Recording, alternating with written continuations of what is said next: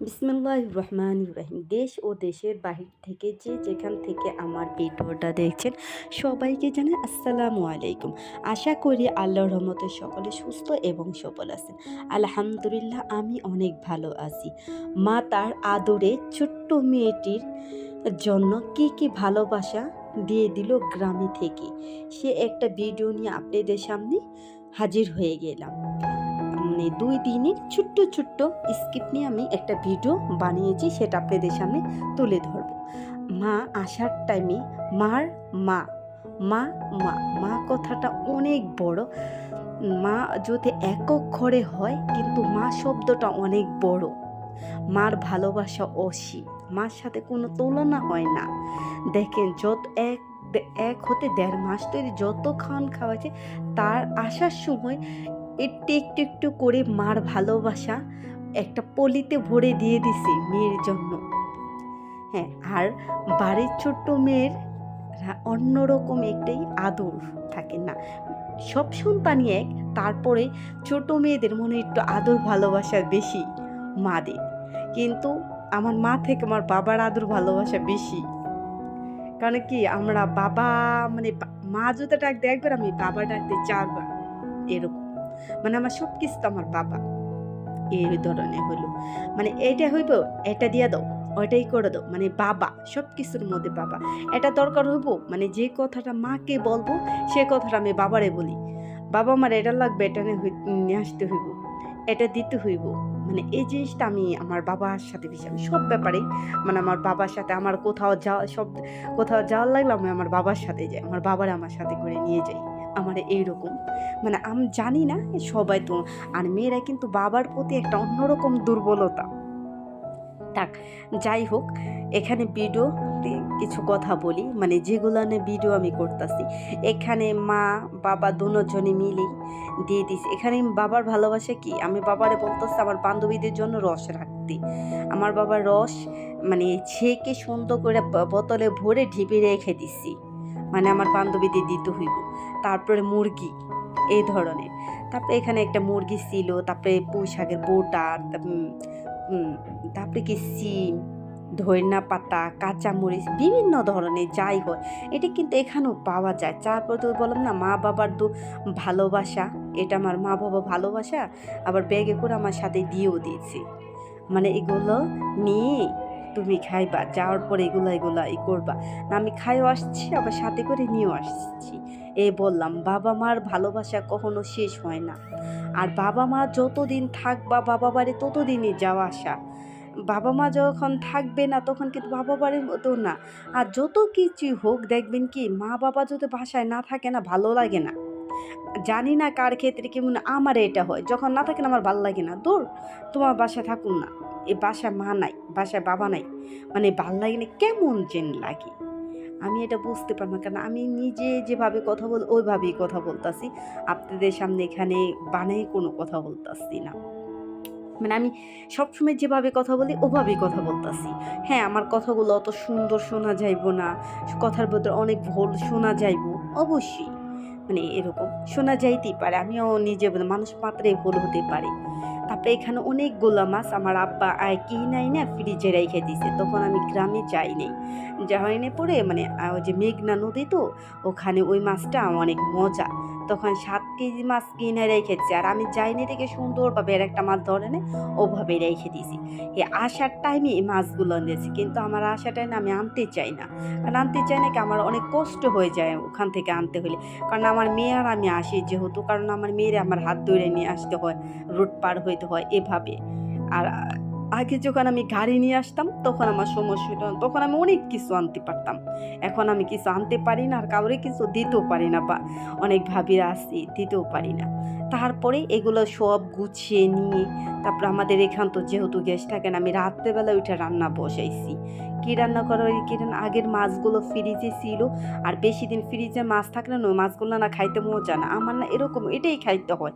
পরিস্থিতিতে আমার শিকার, কারণ আমার রেগুলার মাছ আয়না কুইটা ধোয়া রান্নার মতো ওরকম আমার সময় হয় না। যেহেতু আমি আমার অপোজিটে কেউ নাই, সাপোর্টে কেউ না। আমার নিজেরটা নিজেরই সব করতে হয়। এই মেয়ে নিয়ে দৌড়াদৌড়ি করতে হয়। আর বোঝেনই তো বাচ্চাদের নিয়ে দৌড়াদৌড়ি করলেও বাসার কাজ কিন্তু ওরকমভাবে করা যায় না।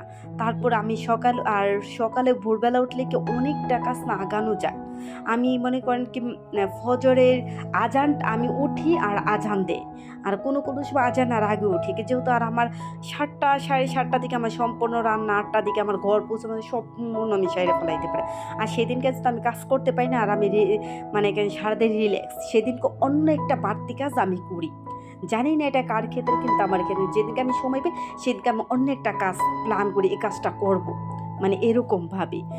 যাই হোক এভাবে আমি কাজ করি। আর সকালে উঠলে না এটা সময়টা বরকত মনে হয়, দিনটা বরকত হয়ে যায়। মানে আমার মনে হয় অনেকটা সময় পাওয়া যায়।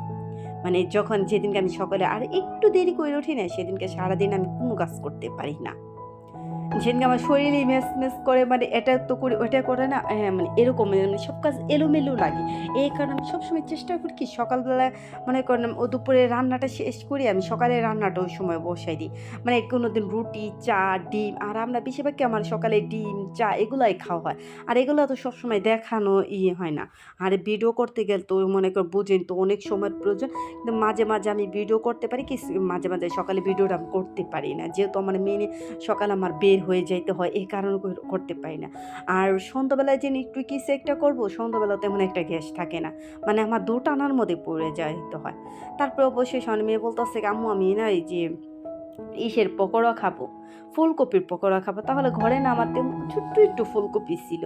যেহেতু মামি হয়ে যাইবো তো অল্প একটু ফুলকপি হালকা ভাব দেয়। আর ওই ফুলকপিটা আপনারা যদি দেখতেন মানে ঘড়ির টাইম যদি দেখাইতে পারতাম কতটা সময় লাগে তাহলে। তারপরে ওই যে দেখছেন আমার ফুলকপি অল্প একটু ফুলকপি তারপরে একটু আলুর চপ করে আমি ফ্রিজে রেখে দিছি। ওইটা রেখেছি একটু আলুর চপ করে দিলাম। তারপর চিকেন সরি এই পকোড়া ফুলকপির পকোড়া বানাই দিলাম। এই ভাইজি এগুলা মেয়ে আর আমি সন্ধ্যাবেলা আমি তারপরে মেয়েকে পড়াইতে আসছে।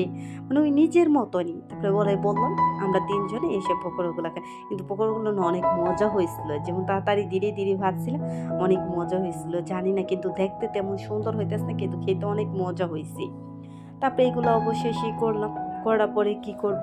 মানে দেখেন করার পর কত কাজ থাকে আর কাজের কোনো শেষ নাই। আপনি যদি পরিপাটিভাবে থাকতে চান না সারাদিন কাজ করতে হয়। আর আপনি যদি এলোমেলোভাবে থাকে না তাহলে কাজ করতে হয় না। অনেকে বলবে কি জানি না কার ক্ষেত্রে কেমন হয়। অনেকে বলে একটা মেয়ে নিয়ে থাকা তো কি কাজ? কিন্তু ওই যে বললাম না বাসায় যদি আমি ওরকমভাবে পরিপাটিভাবে সুন্দরভাবে থাকতে যাই কিন্তু সারাক্ষণ আমাদের কাজ করতে হয়। আর যেহেতু আমরা মনে করি ওরকম ব্লগ করে আমাদের কাজ সারাক্ষণ একটার পর একটা আমাদের আইডিয়া বের করতে হয়। এই হয় আর একটার পর একটা আমাদের আইডিয়া আমাদের মাথায় রাখতে হয় কোনটার পর কোন কাজটা করব। আর আমাদের কাজ কিন্তু সবসময় গুছিয়ে করতে হয়, এলোমেলোভাবে কাজ করতে হয় না। আর গুছিয়ে ওরকমভাবে পরিপাটিভাবে কাজ করতে গেলে কিন্তু অনেক সময়ের প্রয়োজন। যে কাজটা আমরা করতে পারি ১ ঘন্টায় সেই কাজটা করে কিন্তু আমরা ১.৫ হতে ২ ঘন্টা। এতে দেখছেন ক্যামেরার অপোজিটে কাজ ক্যামেরার সামনে তো অনেক সুন্দর করে আপনাদের সামনে তুলে ধরে এই দেখেন ক্যামেরা অপোজিটে কিভাবে তোলানো এগুলো পরিষ্কার করতে আমাদের সময় লাগে না। মামির আর কি যে এই হয়েছে দেখে কি মামি হয়েছে দেখে তো আমার কাজ শেষ। এই যে দেখলেন এই যে পকোড়া বাচ্চা খাওয়া শেষ কিন্তু এটার সাথে কতটা ময়লা হয়েছে ওগুলা নেই। এগুলা সব সাইডে এগুলা করতে গেলে ওরকম ভাবি। আমার মনে হয় কি মানে সবাই একসাথে খেলে কি একজনে একটা কাজ করি আমরা। একটাই কাজ করি ওই কাজটা কিন্তু আর নিজে কিন্তু সব করতে হয়। এটাই আমি কাউরে না বুঝাইতে পারি না এই কথাগুলো। যেহেতু মারে বোঝা মা দেখো তো এরকম মা ঠিকই বোঝে। আমার মা সবসময় মানে অনেক টেনশন করে। আমি অনেক অসুস্থ পড়ে যাই। যখন ওই যে মেয়েকে নিয়ে আমার মনে করেন ২ হতে ৩ বার বের হতে হয়, উঠতে হয়, তখন আমি অনেক অসুস্থ পড়ে যাই। তখন তো আমার অসুস্থ জিনিসটা কি? কিন্তু আমরা তো দেখাই না। আমরা তো দেখাই কাজটা দেখছেন কি এলোমেলোভাবে গ্রামে থেকে আসার পর রান্না-বাড়া, গাছান আর কেমন এলোমেলোভাবে কাজ করছি। একটুখানি আপনাদের খালি আমি দেখাইছি অপোজিটে কাজ। আবার মাঝে মেশিনও বসতে হয়। বসে নিজে যখন যেটা ভালো লাগে সেটা একটু সেলাই করি। মানে এরকম আমার যখন যেটা ভালো লাগে ওরকম নয়, আমার জোর জবরদস্তি না, আমার কাজ করতে হইব। তাহলে ওই যে মেয়ের আগে অনেকগুলো ছোটোবেলার কাপড় ছিল, সে কাপড়গুলো বাইর করলাম, শীতের আছে কাপড় কলতগুলো আছে, আমি কই দেখি। এই যে এটি হলো আমার মেয়ের ছোটোবেলার স্মৃতি। ওর আব্বু এগুলা জার্মান থেকে পাঠাইছে, এখন আমি বলতেছি এগুলা দিয়ে দিই। আমার মেয়ে বলতেছে না, আমার আব্বু আমার জার্মান থেকে এই স্মৃতিগুলো পাঠাইছে, এগুলো তুমি রেখে দাও, এই জ্যাকেটগুলা। আর ওই যে আমার মেয়ের ছোটোবেলার খাতা, আমি অনেক ডিজাইনের খাতা সেলাই করতাম। আমি আমার মেয়েকে তেমন ডিজাইনে, কিন্তু আমার ভাগ্নের ছেলের আমি ১১টা না ১২টা কাঁথা মানে এক ডিজাইনের একটা ভাবে সেলাই দিয়েছি পরে ওই যখন ঢাকায় ওই যে ছাদের উপরে না গতিকে এত সুন্দর করে কে কাঁথা সেলাই, মানে কাঁথাগুলো মানে তাকাই থাকার মতো মানে একটা এক ডিজাইনের মধ্যে সেলাই করে দিতাম। তারপরে এগুলো সব বের করে যে সোফা দেখছেন কতদিন হয় না, কি ময়লা যে পড়ে। আর আমি সবসময় এভাবে কাপড় দিয়ে রাখি। আমার প্রত্যেকটা ভিডিওতে দেখবেন আমার কাপড় দেওয়া রাখা নাকি ময়লা হয় না। আর এগুলো ওয়াশ মেশিনে পরিষ্কার করতে করতে মনে করি ভুসকা উঠে যায়। এই কারণে আমি সবসময় এভাবে রাখতে পারি। এভাবে রেখে দেখেন মেহমান আসলে এটা আমি উঠাই ফালাই এভাবে। আর এত কথা বলছে, আপনাদের কথা বলতে আমি ভিডিওর লাস্ট পর্যায়ে চলে আসছি। জানি না আপুদের ভাইয়াদের মনে হয় আমার ভিডিওগুলো এখন ভালো লাগে না, এই কারণে না লাইক দিতে পারে না। জানি না ভাই, লাইক দিতে কি অনেক টাকা পয়সা লাগে? এত কষ্ট করে ভিডিও দেখেন অথচ একটা লাইক দেন না।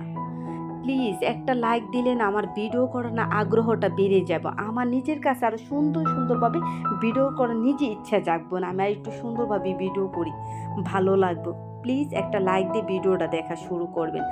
আর আমার যদি কোনো ভুল ত্রুটি থাকে তো অবশ্যই ক্ষমা দৃষ্টিকে দেখবেন, মানুষ মাত্রাই তো ভুল হয় এরকম। জানি না অনেক কথা বললাম, প্লিজ যদি একটু ভালো লাগে সাবস্ক্রাইব করে দিবেন, পরিবারের সাথে শেয়ার করবেন। আমার সাবস্ক্রাইবের সংখ্যা অনেক কম, জানি না কি হইব, কি করতে পারো।